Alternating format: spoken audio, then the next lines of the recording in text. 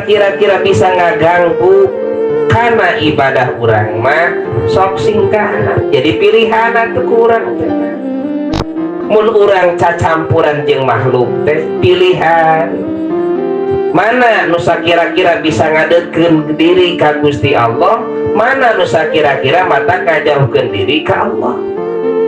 Anu bisa ngadeukeun diri ka Allah deukeutan kurang eta mah.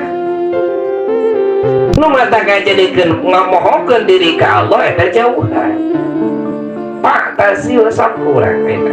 Wah sieun mah lamun di deukeutan teh akah jadi goplah wae ka Allah teh. Sok kurang ditepihan. Lamun sakira-kira urang bakal kapengaruhan.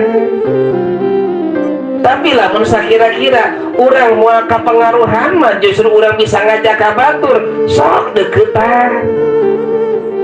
Jadi baca heula diri urang teh Pak. Si mah sok ngajadikeun goplah ka Allah teh. Ngajadikeun poho bae ka Allah teh. Lamun urang moal kapengaruhan ku si eta deukeutan urang supaya manehanana bisa deukeut ka Allah.